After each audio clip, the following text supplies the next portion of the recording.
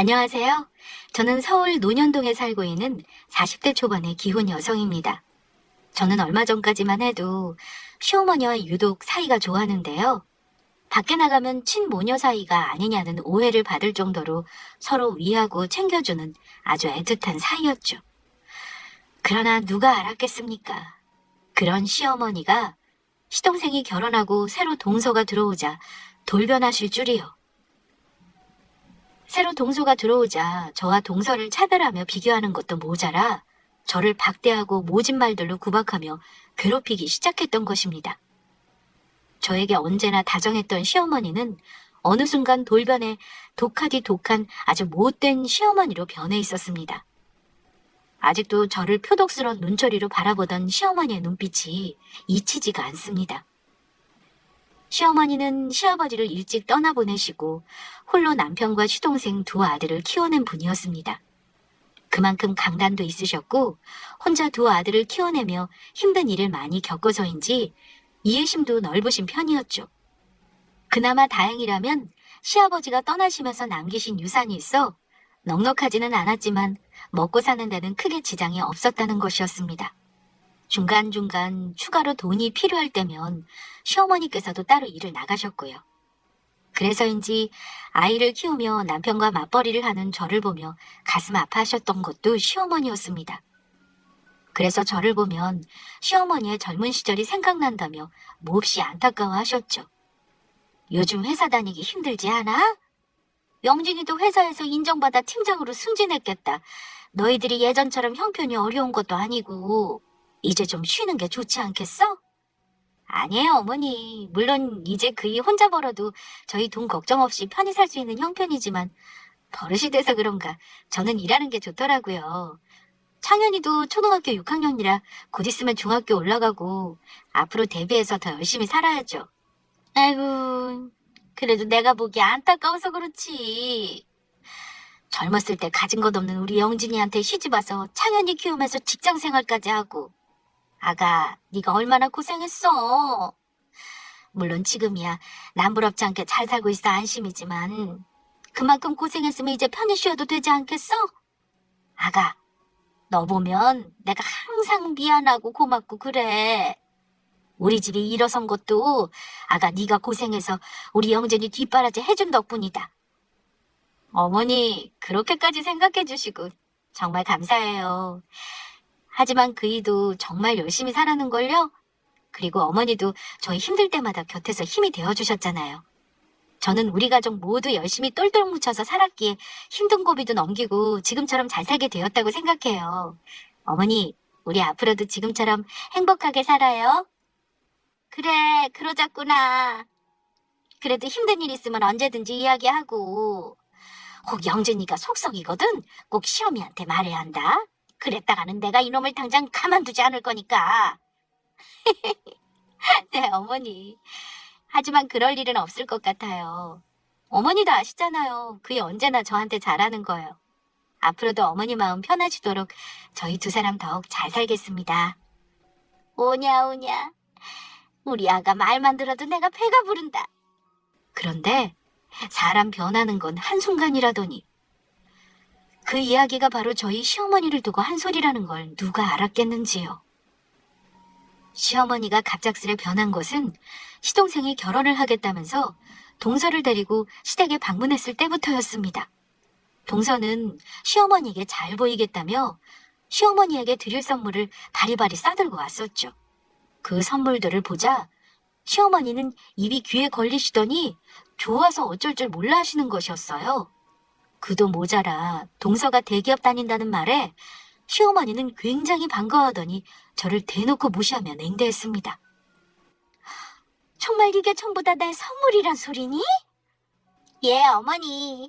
앞으로 어머니 둘째 며느리로 잘 부탁드린다는 제 뇌물이에요. 어머니, 많이 부족하지만 앞으로 잘 부탁드립니다. 우리 첫째를 인사하러 왔을 때 딸랑 소갈비 하나뿐이었는데 비싼 화장품에 옷들에 가방에 신발에 과일바구니에 이게 다 얼마야? 그간 있는 며느리한테도 뭘 제대로 받아본 적이 없었는데 우리 둘째 며느리 덕에 내가 뒤늦게 아주 호강하게 생겼네. 이 정도는 돼야 우리 집 며느리지. 이제야 내가 제대로 된 며느리를 보는 것 같구나. 역시 대기업 다니는 며느리라 그런지 틀리긴 틀리네. 아이고, 엄마, 그게 무슨 말이야. 우리 집 사람이 왜 해준 게 없어. 때마다 보너스 받아서 엄마 용돈 드리고 보약해드리고, 엄마 아파서 병원에 입원했을 때도 회사까지 쉬면서 엄마 병수발 들어줬잖아. 그래, 너는 지금 그걸 말이라고 하니? 그거랑 이 비싼 명품 화장품이랑 옷이랑 비교가 되겠어? 첫째야 뭐하니?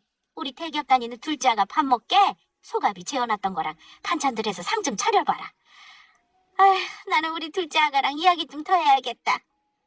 그때부터였죠. 시어머니와 동서가 서로 죽고 못 사는 사이가 된 것은요. 그 이후 시댁에 갈 때면 저는 시어머니와 동서 사이에서 외톨이의 찬밥 신세를 면치 못했습니다. 그리고 동서가 시동생과 결혼 후 정말로 우리 집사람이 되자 시어머니의 차별은 더욱 심해졌습니다. 한마디로 시어머니가 볼 때 저는 어디에도 두기 싫은 못난 며느리였고 동서는 눈에 넣어도 아프지 않는 잘난 며느리가 된 것입니다. 아무리 그래도 사람을 서럽게 만들면 안 되는 건데 시어머니는 자기 행동에 제가 상처받고 있으리라는 생각은 전혀 못하시는 것 같았습니다. 그날은 주말이었고 시어머니가 동서와 백화점에 가기로 했다면서 웬일로 저를 챙겨 불러냈었습니다.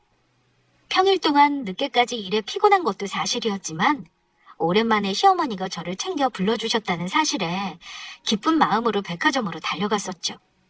하지만 얼마 지나지 않아 시어머니가 저를 불러낸 이유를 알게 되었습니다.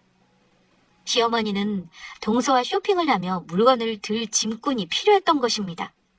그리고 그 짐꾼으로 저를 이용할 목적이었던 거예요. 그것도 모르고 저는 시어머니가 저를 불러주었다는 사실에 기뻐 바보같이 달려갔던 것입니다. 어머니, 지금 이 짐을 저 혼자 다 들란 말씀인가요? 아무리 그래도 너무 많은데요? 그러면 이것들 전부 둘째가 나 준다고 제 돈으로 산 건데 아무것도 못 사준 네가 짐이라도 들어야 하지 않겠니? 그리고 이 무거운 걸 지금 대기업 다니는 우리 귀한 둘째 보고 들라는 게 말이 된다고 생각하니? 너야 작은 구멍가게에서 일해서 뭘 모르겠지만 대기업 다니는 게 어디 보통 일인 줄 알아? 평일 내내 일하느냐고 얼마나 피곤했겠어. 구멍가게에서 일하는 너랑은 다르단 말이다. 어머니, 저는 괜찮아요. 형님 힘드시면 제가 들게요. 저도 몇 개는 도와서 들어드릴 수 있어요. 둘째야! 그럴 필요 없다. 첫째는 신경 쓰지 말고 내가 옷 한 벌 해줄 테니까 둘째 너도 마음에 드는 거 있으면 골라봐라. 나도 받기만 할 순 없잖니. 이 시어미도 우리 예쁜 둘째 옷 선물 한번 해보자. 어머니 정말요? 우와, 너무너무 감사합니다. 그러면 잘 입을게요. 두 사람은 저를 없는 사람 취급하며 서로 챙기기에 바빴습니다. 아무리 사람 마음이 바뀌었다고는 하지만 시어머니에게 서운했던 것도 사실인지라 그날 시어머니가 잘 들어갔는지 안부 전화드리며 그간 섭섭했던 마음을 털어놓기로 마음먹었죠. 예전 시어머니를 생각하며 제가 마음을 털어놓는다면 시어머니도 잘 들어주실 거라 믿었습니다. 그러나 시어머니의 반응은 제가 예상했던 것과는 전혀 달랐습니다. 네가 섭섭할 게 뭐가 있니? 그 나이 먹고 어린 동서나 질투하고 너는 창피하지도 않니? 나도 시어머니로서 너한테 할 만큼 한 것 같은데 둘째 조금 챙겨줬다고 그걸 고세 못 참아서 이래라 저래라 아주 상전이 따로 없구나. 오늘도 쇼핑하면서 짐 좀 들게 했다고 기분 나쁘 티내면서 주둥이 삐죽 나와서는 얼마나 꼴보기 싫었는지 아니? 네가 내 며느리라는 게 많이 부끄러웠다. 어린 둘째도 너처럼 옹졸하지는 않아. 어머니, 말씀이 너무 지나치신 거 아니세요? 어머니께서 막내 동서 예뻐하는 거 저도 알고 있고 어머니한테 저 예뻐해달라고 말씀드리는 게 아니잖아요. 그냥 적어도 동서랑 있을 때는 저랑 동서랑 비교하면서 저 무시하시는 말씀만 하지 말아달라는 건데 그게 그렇게 잘못된 건가요? 저 어머니 아들 아내고 동서랑 똑같은 어머니 며느리예요. 하지만 정작 제가 시어머니에게 충격받은 것은 다른 것에 있었습니다. 동서가 들어오고 시어머니가 저를 대하는 태도가 변한 진짜 이유를 알게 된 것이죠. 그 사실을 알고 그때 제가 받았던 충격은 정말 이만저만이 아니었죠. 막말로 너 지금 잘 사는 거 다 우리 아들 덕분 아니니? 우리 아들 벌어온 돈으로 호요식하는 거 아니냐고. 나는 네가 그동안 정말로 좋은 며느리인 줄 알았다. 그런데 대기업 다니는 둘째 며느리로 들이고 보니까 그게 아니더구나. 둘째 아가는 첫인사부터 놔준다고 이것저것 사와서 해다 바치는데 넌 그동안 나한테 해준 게 뭐니? 어차피 나한테 보내는 생활비도 우리 아들 월급에서 나오는 것일 테고 네가 나 가끔 주는 용돈이나 선물들 그거 네 월급으로 주는 것도 아니잖아. 작은 구멍가게에서 일하는 주제에 네 월급 몇 푼이나 한다고. 그거 전부 우리 아들 주머니에서 나온 거 아니야? 아니면 설마 너 지금 나한테 집 해준 거 그것 때문에 생색내는 거냐? 막말로 내가 살고 있는 이 집도 우리 아들이 번 돈으로 사준 거지. 네 돈으로 사준 것도 아니잖니. 대기업 다니는 잘 나가는 우리 아들 덕에 편히 사는 주제에 어디서 고마운 줄도 모르고 둘째랑 차별한다고 투덜거리기나 하고 지 시어미한테 해준 것도 없으면서 참으로 뻔뻔스럽기는. 어머니, 지금 말씀 다 하셨어요? 그래, 다 했다. 어쩔래? 어머니 결국 지금까지 동서랑 저 차별하신 거 동서가 단순히 대기업 다녀서 그런다고 생각했는데 그게 아니었네요. 동서가 저보다 돈 많이 버는 것 같으니까 어머니께 저보다 더 많이 선물 드리고 용돈 드리는 것 같으니까 그것 때문에 차별하신 거였네요? 결국 돈 때문에 그러신 거였어요? 가는 정이 있어야 오는 정이 있다고. 당연한 거 아니니? 이럴 줄 알았으면 우리 영진이도 대기업 다니는 돈 잘 버는 능력 있는 며느리랑 결혼하라고 하는 건데 이래서 사람들이 대기업 하는 건데 맹추같이 나만 몰랐네. 시어머니가 동서와 저를 차별했던 이유는 다른 것도 아닌 바로 돈 때문이었습니다. 대기업에 다니는 동서가 저보다 더 많은 선물과 용돈을 드린다는 이유에서였죠. 그동안 힘들 때 어떻게든 어머니를 정성으로 보살피고 챙겨드리려 노력했던 저의 수고가 전부 물거품이 되어 돌아오는 순간이기도 했습니다. 다른 사람도 아니고 그토록 믿고 따르던 시어머니가 저에게 그랬다는 생각에 그 배신감은 말로 표현하기 힘들 정도였죠. 결국 저는 모든 사실을 남편에게 털어놓았고 남편은 제 말을 듣고 참을 수가 없는지 그동안 숨겨왔던 비밀에 대해 시어머니께 전부 털어놓자고 말하더군요. 아무리 그래도 엄마가 당신한테 이러면 안 되는 거야. 그동안 당신이 엄마한테 어떻게 했는데 이래? 엄마가 지금 누구 때문에 그 집에서 편히 사시는 건데. 여보, 우리 그러지 말고 전부 말씀드리자. 사실 시어머니가 살고 있는 아파트는 남편 돈으로 산 집이 아니었습니다. 시어머니는 단순히 남편 돈으로 집을 사며 명의만 제 명의로 되어 있다고 착각하고 계시지만 그 집은 사실 제가 번 돈으로 산 제 집이었던 것입니다. 남편이 대기업에 다녀 남들보다 돈을 잘 버는 것은 사실이었지만 그렇다고 시어머니의 집까지 사줄 만큼의 능력은 아니었던 것이죠. 그래서 시어머니가 살고 있는 아파트도 홀로 전셋집에 살고 있는 시어머니를 보며 걱정되어 제가 먼저 남편에게 말해 직접 사드리게 된 것이었습니다. 그동안 시어머니께 말 못하고 숨겨왔던 비밀이었지만 돈 버는 능력으로 따진다면 저는 막내 동서와 비교도 안 될 만큼의 아주 대단한 능력자였거든요. 시어머니는 제가 단순히 그냥 디저트 가게에서 종업원으로 일하고 있다고 생각하고 있지만 그 디저트 가게는 제가 사장으로 있는 바로 제 가게였던 것입니다. 가게를 시작한 것은 제가 아이를 낳고 육아를 위해 다니던 회사를 관두고 잠시 쉬던 시기였습니다. 어느덧 아이가 어린이집에 들어갈 수 있는 나이가 되자 저도 다시 회사를 알아봐 일을 시작해야 할 때가 왔던 것이죠. 남편이 대기업에 다닌다고 하지만 이미 살고 있는 아파트에 대출금도 남아있었고 빨리 돈을 갚고 자리를 잡으려면 같이 일을 하는 방법밖에 없었거든요. 하지만 아이를 낳고 산후 우울증을 겪고 있던 저는 쉽게 무언가를 다시 시작할 용기가 나지 않더라고요. 그때 먼저 저에게 제의를 해왔던 것이 바로 남편이었습니다. 망해도 좋으니 제가 해보고 싶던 일에 도전해보는 게 어떻겠냐고요. 사실 저는 결혼 전부터 작은 디저트 가게를 차리는 꿈을 가지고 있었고 베이킹에 관심이 많아 이미 젊은 시절 틈틈이 공부해 제빵 기능사 자격증을 따놓은 상태였습니다. 하지만 그렇다고 아파트 대출금이 남아있는 상태에서 덜컥 가게를 크게 차리는 것도 그렇고, 저는 저희 집 근처 과자를 구워 판매만 할 수 있는 임대료가 싼 작은 가게를 얻어 온라인 판매를 중심으로 사업을 시작했습니다. 그런데 그게 생각지도 못하게 가게를 연 지 몇 개월 만에 크게 대박을 터뜨린 것입니다. SNS에 상품 정보와 사진을 매일 업데이트하고 핸드메이드 상품을 판매하는 온라인숍에 저희 가게를 입점시키면서 입소문이나 크게 성공을 거두게 된 것이죠. 물론 처음에 여러 실수도 많았지만 그때는 뚱카롱이라고 막 구운 과자에 대한 인기가 선풍적으로 불 때라 그 흐름을 타고 무사히 자리를 잡을 수 있었던 것입니다. 이후 입점했던 핸드메이드 온라인숍에서 나와 따로 온라인 쇼핑몰을 운영하게 되었고, 가게를 넓은 곳으로 이전해 오프라인 매장도 크게 운영하게 되었죠.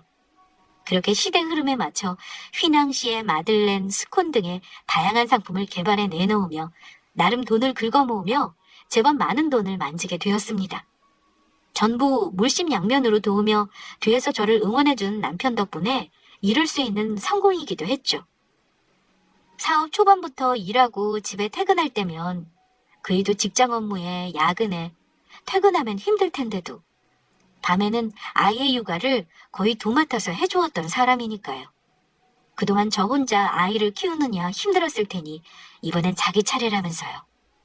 하지만 저는 사업을 시작하면서 시어머니께는 말씀드리지 않았습니다.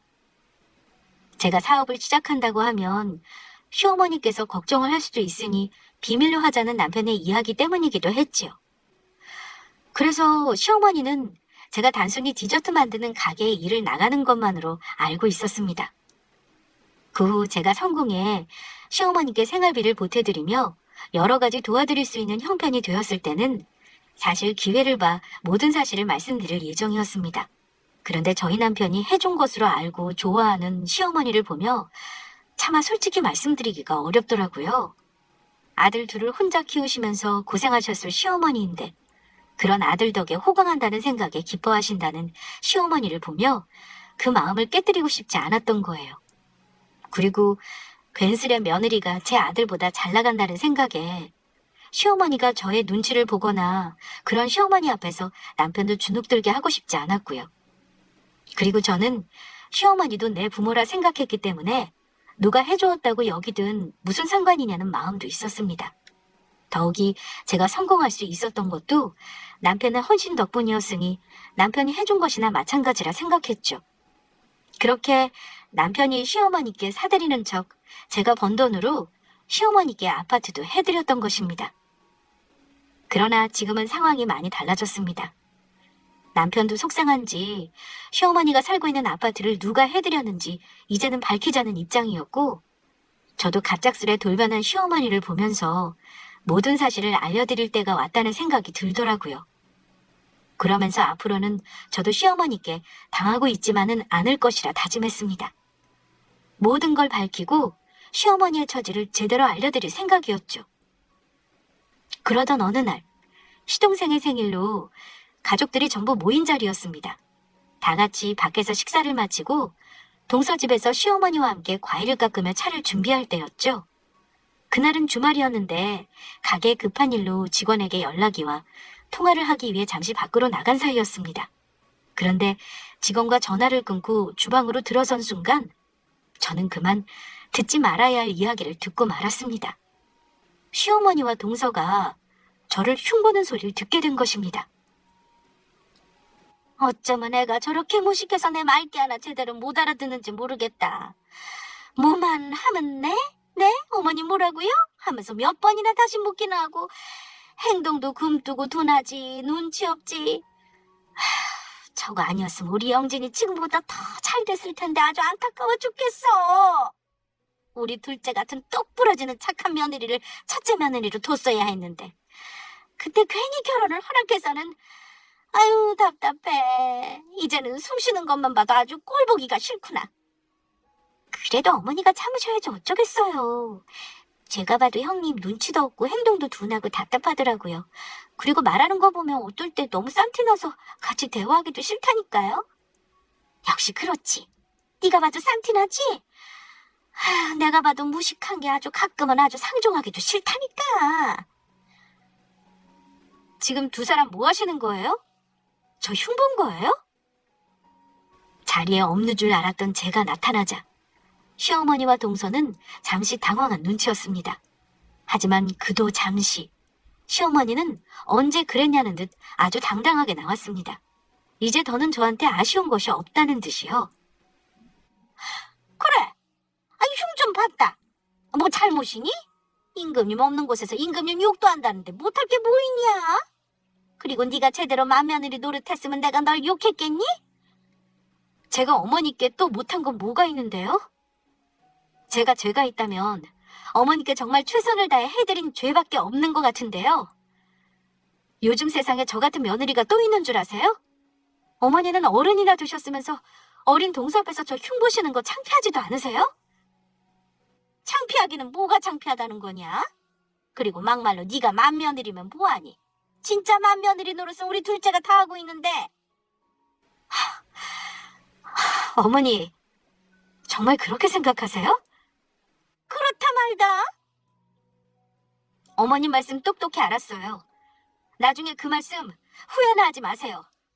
후회는 무슨 얼어 죽을 후회. 웃기지나 말아라. 그리고 동서, 어른이 잘못하는 것 같으면 옆에서 말리지는 못할 망정 어머니랑 같이 내 흉보는 거 무슨 경우야? 동서는 동서 부모님께 그렇게 배웠어? 왜 여기서 우리 부모님 이야기가 나와요? 그리고 사실 말한 게 어떻게 욕하는 게 되는 거죠?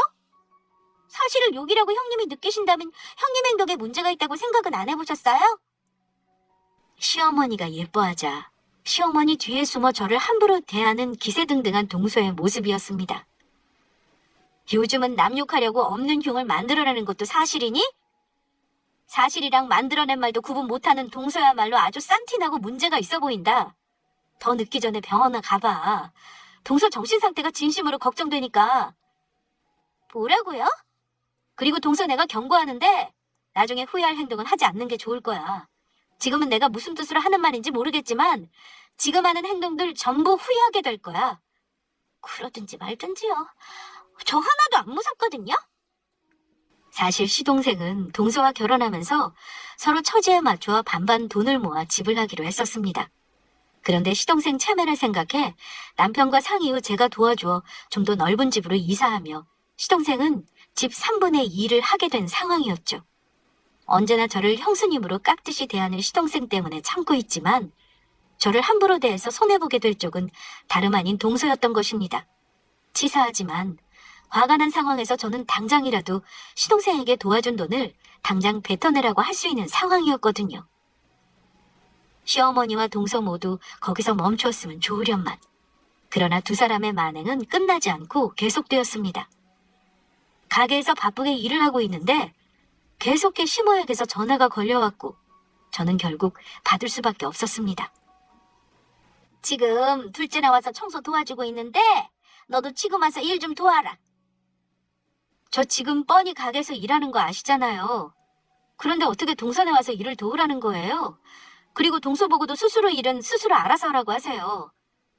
너 그 일로 몇 푼이나 번다고 그러니? 꼭두 새벽부터 나가 일해서 쥐꼬리만 월급이 다 받으면서 오늘은 쉰다고 말하고 참말 말고 당장 오거라. 이건 명령이다. 너 안 오면 우리 둘째가 고생할 텐데 지금 너 때문에 우리 둘째 보고 고생하라는 소리니? 고생을 하든 말든 그건 동서 일이니 동서가 알아서 해야 할 문제고요. 저는 못 가니 그렇게 하세요. 그리고 제발 어머니 정도껏 좀 하세요. 이만 끊어요. 뭐라고? 얘는 시어미가 막 야야! 거기에 더 당황했던 것은 시어머니 통화로 화를 삼키는 와중에 동서가 눈치 없이 제게 문자를 보내왔던 것입니다. 그것도 이제는 아예 저를 아랫사람 취급하면서요.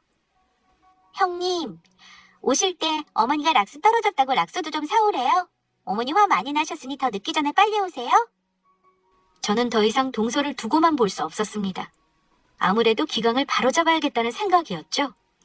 그래서 동서를 따로 만나 불러내기로 했는데 시동생네나 저희 집도 그렇고 마땅한 장소가 없어 동서네 집 근처 공원에서 만나기로 했죠. 그러나 제대로 상황이 파악이 될 리 없던 개념 없는 동서의 행동은 막장이나 다름없었습니다. 동서, 지금 나랑 뭐 하자는 거야? 동서 인성 보면 동서 같은 인간한테 어른 대접 받을 가치가 있나 싶어서 내가 많이 참아주고 있는데 아무리 그래도 우리 서로 지킬 건 지키자고. 최소한 서로에 대한 예의는 지키란 소리야. 지금 동서 나이가 몇 살인데 시어머니 힘 믿고 뒤에 숨어서 어린아이처럼 까불기나 하고. 그러는 형님이야말로 어른으로서 한 게 뭐가 있는데요. 나보다 시어머니한테 용돈이랑 선물도 많이 못하는 주제. 어차피 우리 남편 형한테 빌부터 살고 있으면서 뭐가 잘났다고 저한테 큰소리세요? 저는 최소한 우리 그이랑 동등하게 벌어먹고 살아요. 능력 없는 형님이랑은 다르다고요. 본인 주제나 좀 아세요. 빌부터 살긴 누가 빌부터 살아? 지금 누가 누구한테 빌부터 살고 있는데 큰소리야? 그러는 동서야말로 그런 말할 처지가 아닌 것 같은데 정말 뭐 모르나 보네. 동서도 알지? 서방님이랑 동서 살고 있는 집 우리 도움으로 산 거.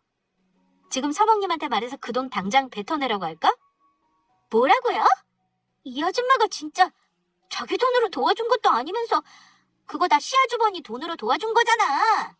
네가 뭔데 뱉어라 말아야. 솔직히 말해봐. 너 지금 어머니가 살고 있는 아파트 노리고 그러는 거지? 어머니가 나만 예뻐하니까 어머니가 살고 있는 그 집 우리 줄 것 같으니까 불안해서 그러는 거잖아. 아줌마가 아무리 난리 쳐봐. 어머니가 그 집을 아줌마한테 주나. 그 아파트 어머니가 우리 준다고 했거든? 동서의 말에 저는 폭소하고 말았습니다. 동서가 시어머니한테 그토록 잘한 이유를 알게 되었으니까요. 동서는 그동안 시어머니가 사는 아파트를 노리고 시어머니께 지극정성으로 잘해드렸던 것입니다. 경쟁자라고 생각한 저를 물리치기 위해 저를 미워하는 시어머니를 보며 때는 이때다 싶어 더욱 부추겨 저의 험담을 늘어놓았던 것이고요.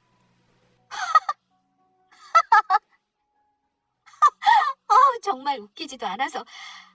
동서, 평생 어머니 옆에서 붙어서 백날 노력해봐. 그 집에 동서과가 될 수가 있나. 진짜 웃겨 죽겠네. 그래서 그렇게 어머니한테 잘했던 거였어? 그런데 이걸 어쩌나? 어차피 그 아파트 내 건데. 영원히 동서 아파트 될 일 없다고. 다야말로 어이가 없네. 아줌마, 역시 그래서 날 괴롭혔던 거구나. 정말로 어머니 아파트 노리고 그런 거였어? 오늘 일 전부 내가 어머니한테 이를 거야. 어디 한번 일러봐. 하나도 안 무서우니까. 그런데 그러면 네가 어머니한테 잘한 것도 아파트 노리고 그런 거 들통날 텐데 정말 괜찮겠어? 이게 진짜 보자 하니까. 말로는 안 되겠는지 악에 바친 동서가 저한테 달려들었습니다. 하지만 그동안 베이킹한 실력으로 체력과 팔림을 키워온 저한테 동서는 상대가 안 되었죠. 저는 저를 때리려는 동서를 몇 대 쥐어박아주며 팔을 꺾어버렸습니다. 이거 나 당장 놓으라고! 형님 잘못했습니다. 다시는 안 까불겠습니다. 인성 쓰레기인 제가 함부로 까불어서 정말 죄송합니다. 이렇게 말해. 그러면 놔줄 테니까. 웃기고 있네. 내가 형님 잘못했습니다. 다시는 안 까불겠습니다. 인성 쓰레기인 제가 함부로 까불어서 정말 죄송합니다. 형님 다시는 안 까불게요.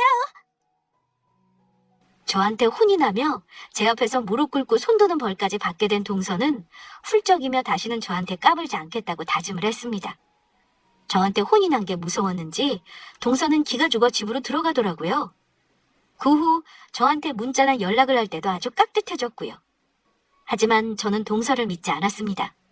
인성 쓰레기였던 동서가 그렇게 쉽게 변할 리 없었으니까요. 그래서 정신을 차릴 수 있도록 기회를 봐 몇 번 더 혼을 내줄 작정이었죠. 그리고 이젠 시어머니 일도 해결해야겠다고 생각했습니다. 그런데 며칠 후 시어머니가 퇴근하고 시댁으로 오라며 저를 저녁에 부르더라고요. 둘째랑 오늘 만나기로 했는데 울먹이면서 못 나가겠다고 하더구나. 네가 둘째 만나서 때렸다며? 그것도 내가 둘째만 예뻐하는 것 같으니까 질투나서. 너는 도대체 나이를 어디로 먹은 거니?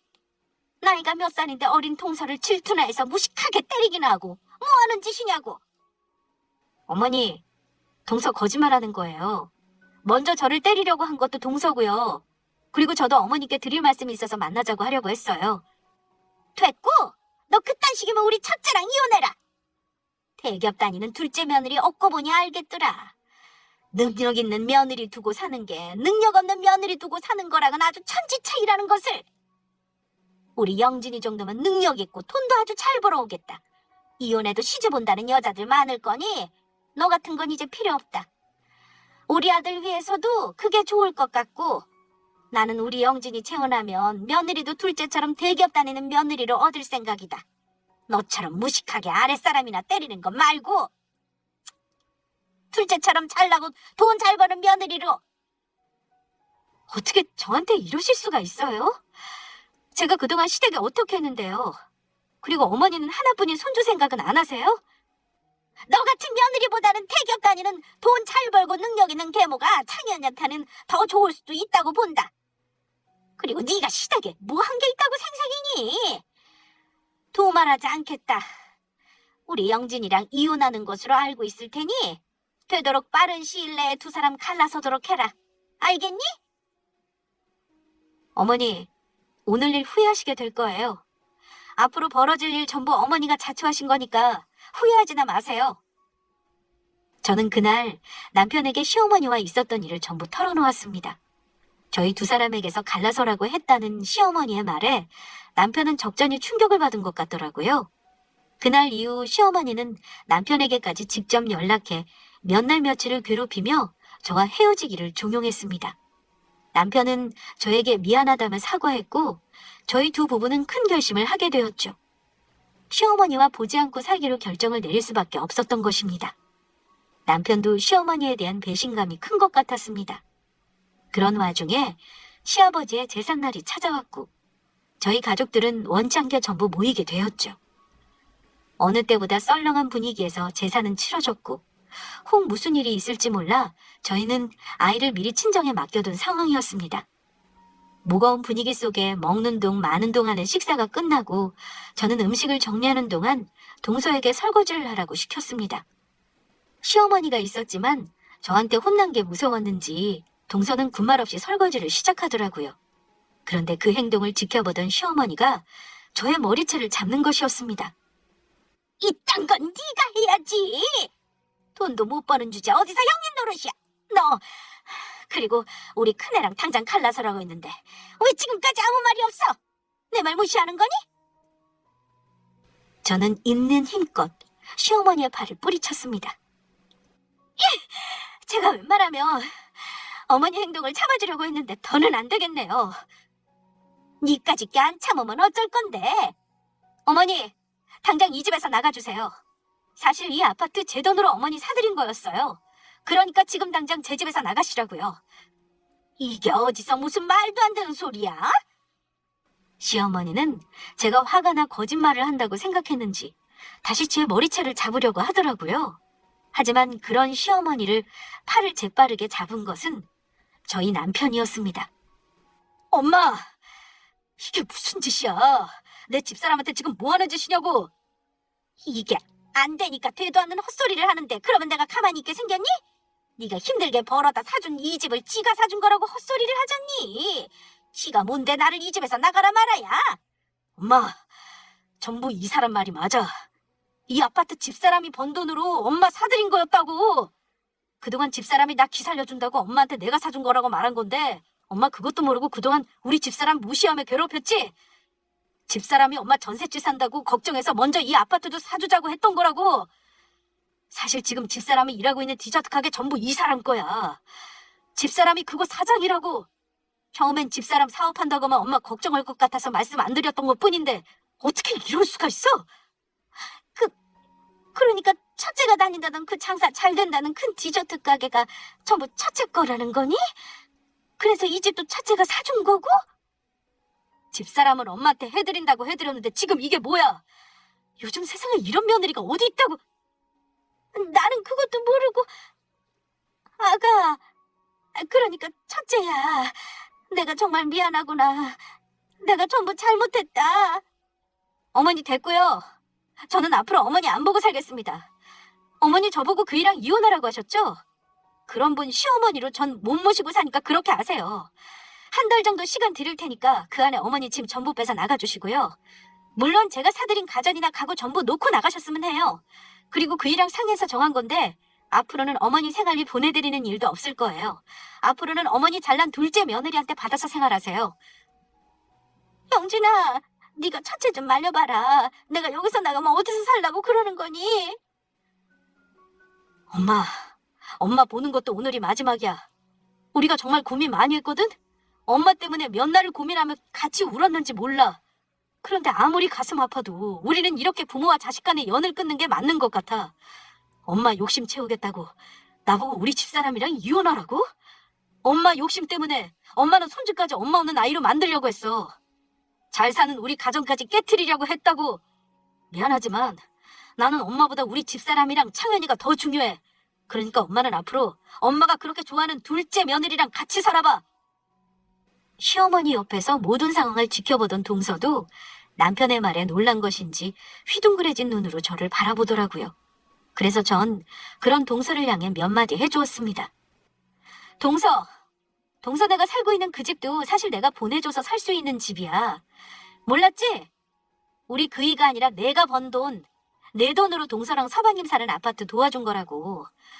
그래서 내가 말했지, 후회할 행동은 하지 말라고. 지금 누가 누구한테 빌부터 사는 건데? 형님, 제가 그동안 까불고 예의 없게 굴어서 죄송해요. 그러니까 형님이 저희 집 살 때 도와주신 돈 제발 뱉어내려고만 하지 말아주세요. 제가 전부 다 잘못했어요. 됐고, 앞으로 동서도 다시는 나랑 얼굴 보는 일 없었으면 좋겠어. 너 같은 인간 내 손 아래 사람이라 여기고 싶지 않으니까.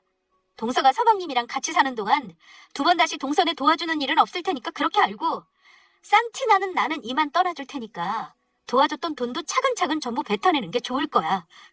형님, 제발요. 제가 전부 잘못했다니까요. 말을 마친 저와 남편은 시어머니 집에서 나오려고 했습니다. 그러자 시어머니는 남편과 저의 바짓가랑이를 붙잡고 놓아주지 않더라고요. 그 옆에서 동서는 제발 한 번만 봐달라며 빌기 바빴고요. 안 돼. 이렇게 절대 못 보낸다. 제발 다시 한 번만 생각해주면 안 되겠니? 내가 전부 잘못했다. 이 집에서 나가면 나보고 어디 가서 살라고. 영진아, 첫째 아가, 내가 다 잘못했다. 잘못했어. 형님, 제가 전부 잘못했다니까요. 저도 어머니께 넘어가 그랬던 거라고요. 저도 피해자예요. 결국 남편이 걸을 때마다 시어머니는 질질 끌려 나오게 되었고, 시어머니는 신발까지 짝짝이로 신은 채 주차장까지 저희를 따라 나오시더라고요. 차를 타고 떠나는 저희를 붙잡으려 애를 쓰는 시어머니였지만 저희는 뒤도 돌아보지 않고 시댁을 떠났습니다. 그 후 시어머니는 저희 집까지 찾아오며 수시로 저희 부부를 만나려 했지만 다시 한번 찾아왔다가는 호적을 봐서 나올 거란 남편의 경고에 더는 찾아오지 않게 되었습니다. 정말로 시어머니와 연을 끊게 된 것이죠. 이후 오갈 데가 없어진 시어머니는 동선에서 한동안 지내게 되었는데요. 그것도 오래가지는 못했던 것 같습니다. 동서가 시어머니한테 잘해주었던 이유는 시어머니의 아파트를 노리고 그랬던 것인데, 그 아파트가 사실 시어머니 것이 아닌 게 시어머니 행동으로 전부 들통이 나게 되었으니까요. 동서는 그 일로 시어머니를 계속 구박했다고 합니다. 시어머니 때문에 잘나가는 형님도 못 알아보고 밉보여서 얻어먹을 수 있는 콩고물도 못 얻어먹게 되었다면서 갚지 않아도 되는 큰돈까지 갚게 생겼다고요. 게다가 동서가 저에게 함부로 했다는 사실을 뒤늦게 알게 된 시동생은 그런 동서가 시어머니까지 구박하고 있다는 사실을 알고 많이 싸운 것 같더라고요. 그러다 결국 이혼까지 하게 되었고요. 동서가 시동생을 많이 좋아했는지 끝까지 매달렸지만 소용이 없었다고 합니다. 시동생과 동서는 이혼하면서 당연히 아파트도 팔게 되었고 서로 아파트를 살 때 본인들이 들인 돈만큼 정확히 나누어 정리했다고 합니다.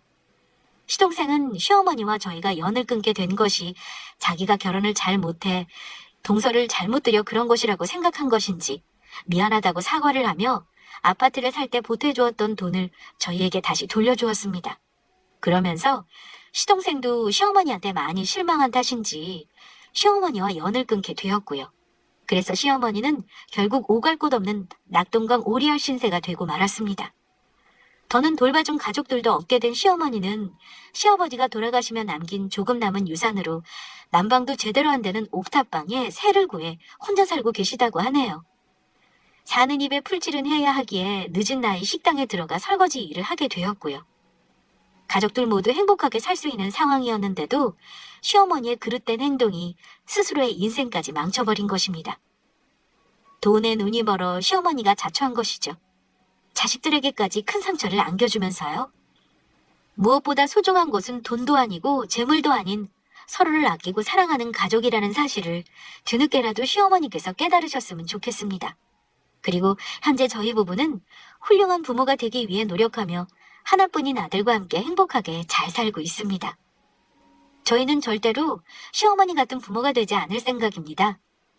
우리 아이한테는 아무 조건 없이 아낌없이 사랑을 준 본받을 수 있는 좋은 부모로 남고 싶으니까요. 세상을 살며 무엇이 중요한지 알려줄 생각입니다. 돈보다 중요한 것은 서로 사랑하는 가족이 곁에 있다는 사실이니까요. 그래서 아이가 커서 훗날 저희를 떠올릴 때 보고 싶고 그리워할 수 있는 부모가 될 수 있도록 노력할 생각입니다. 저희가 훌륭한 부모가 될 수 있도록 멀리서라도 여러분들 모두 응원해 주시면 감사하겠습니다. 모두 행복하시고 건강하세요.